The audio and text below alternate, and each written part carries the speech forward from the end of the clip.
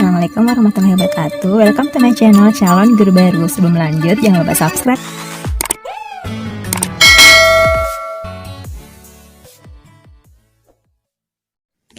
Oke teman-teman, di video kali ini kita akan melanjutkan pembahasan mengenai soal untuk SKB CPNS keguruan, khususnya untuk kalian yang melamar untuk guru IPS terpadu.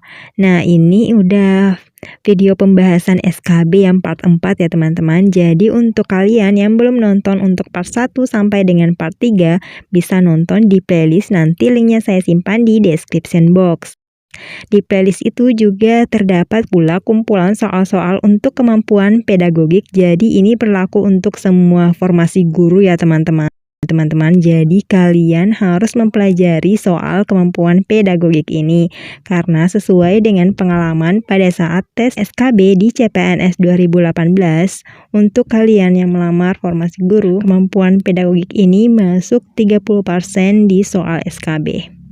Oke, kita langsung aja ke soal nomor 1 untuk soal SKB Guru IPS Terpadu. Berdasarkan kemungkinan pemulihannya, sumber daya alam terdiri dari sumber daya alam yang dapat diperbaharui dan sumber daya alam yang tidak dapat diperbaharui. Contoh dari sumber daya alam yang tidak dapat diperbaharui adalah apakah A. Udara, tembaga, tanah, B. Batu bara, udara, timah, C. Belerang, air, besi, D. Minyak bumi, gas alam, dan batu bara. Nah, jadi sumber daya alam yang tidak dapat diperbaharui adalah merupakan sumber daya alam yang dapat habis atau punah jika terus-menerus digunakan, karena proses pembuatan kembali memerlukan waktu yang lama atau berjuta-juta tahun lamanya. Jadi jawaban yang tepat di sini adalah yang D. Minyak bumi, gas alam, dan batu bara. Lanjut ke soal nomor 2. Seorang ibu biasanya pergi belanja ke pasar A. Kemudian ada pembangunan pasar B yang jaraknya lebih dekat. Sehingga ibu tadi belanja beralih ke pasar B. Contoh kasus tersebut dikenal sebagai apakah A. Intervening opportunity, B. Complementary, C. Connectivity, atau transferability. Nah, jadi di sini jawaban yang tepat tentu saja adalah yang A, intervening opportunity. Nah, jadi intervening opportunity ini atau biasa disebut dengan kesempatan antara adalah di mana dalam membeli suatu produk seorang akan memikirkan faktor jarak dan biaya untuk memperoleh produk tersebut. Nah, sedangkan complementary adalah sesuatu yang gratis yang biasanya akan diberikan kepada seseorang yang melakukan perjalanan dan menginap di suatu hotel atau penginapan tertentu. Nah, kalau transferability ini adalah suatu kemudahan untuk bergerak dari satu daerah yang satu ke daerah yang lainnya. Lanjut ke soal nomor 3. Nenek moyang kita meyakini bahwa semua benda-benda yang ada di dunia ini baik hidup maupun mati mempunyai daya dan kekuatan gaib.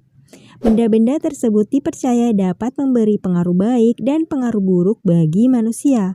Kepercayaan masyarakat masa praaksara ini dinamakan dengan apakah A. Animisme, B. Monoteisme, C.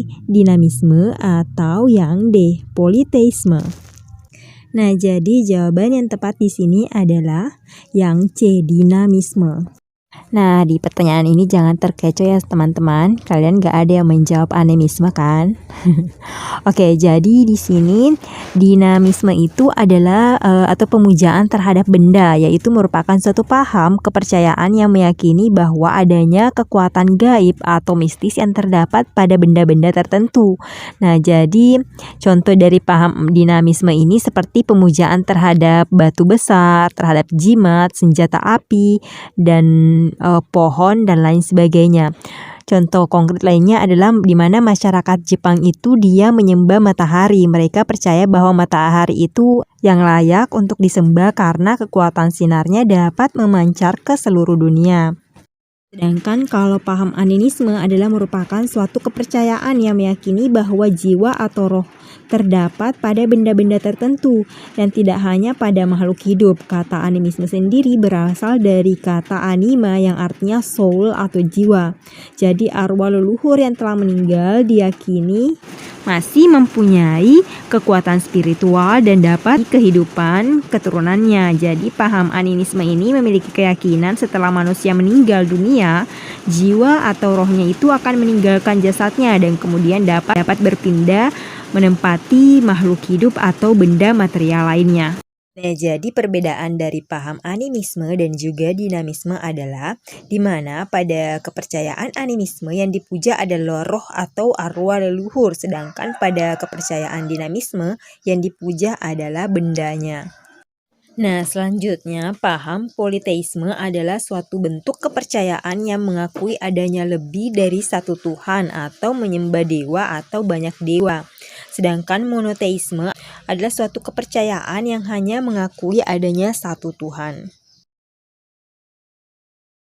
Lanjut ke soal nomor 4. Tenaga pembentuk muka bumi yang berasal dari dalam bumi yang bersifat membangun disebut dengan tenaga apakah A. Eksogen, B. Vulkanisme, C. Tektonisme, atau yang D. Endogen. Nah, jawaban yang tepat adalah yang D. Endogen. Jadi teman-teman, tenaga endogen adalah suatu tenaga yang berasal dari dalam bumi yang menyebabkan perubahan pada kulit bumi. Tenaga endogen ini sifatnya membentuk permukaan bumi menjadi tidak rata. Mungkin saja di suatu daerah dulunya permukaan bumi itu rata, tetapi akibat dari tenaga ini menyebabkan berubah menjadi gunung, bukit, atau pegunungan.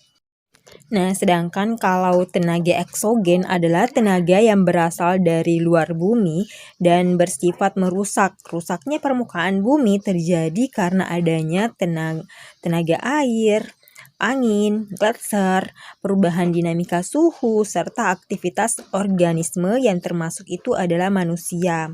Perusakan bentuk bumi oleh tenaga eksogen berupa pelapukan, erosi, sedimentasi, dan denudasi. Nah, kemudian vulkanisme adalah semua gejala alam yang terjadi akibat adanya kegiatan magma yang terkandung dalam perut bumi.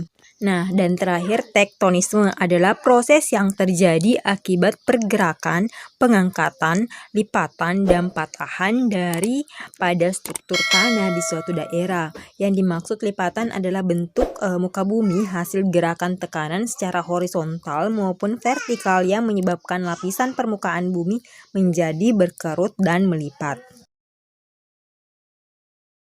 Oke, ini untuk soal terakhir, nomor 5. Bentuk peta yang digambar harus sebangun dengan keadaan sebenarnya di lapangan adalah syarat peta. Apakah A. Conform, B. Equivalen, C. Equidistant, atau yang D. Skala? Oke, untuk soal nomor 5, jawaban yang tepat adalah yang A. Conform. Jadi untuk syarat peta yang baik itu ada 3.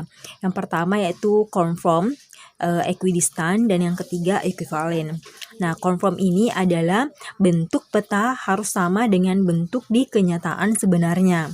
Sedangkan equivalen adalah luas di peta harus sama dengan luas sebenarnya. Selanjutnya, equidistant adalah jarak di peta harus sama dengan jarak di lapangan setelah dikalikan dengan skala. Oke teman-teman, sekian untuk video SKB Guru IPS kali ini. Nanti akan dilanjutkan di video selanjutnya. Dan jangan lupa kalian harus nonton untuk video SKB part 1 sampai part 3 ya. Nanti linknya saya simpan di description box. Di situ sudah lengkap juga di playlist beserta dengan soal-soal untuk pembahasan SKB Guru untuk kemampuan pedagogik. Oke, sekian video untuk hari ini. Thank you for watching. Jangan lupa subscribe, like, comment, and share. Assalamualaikum.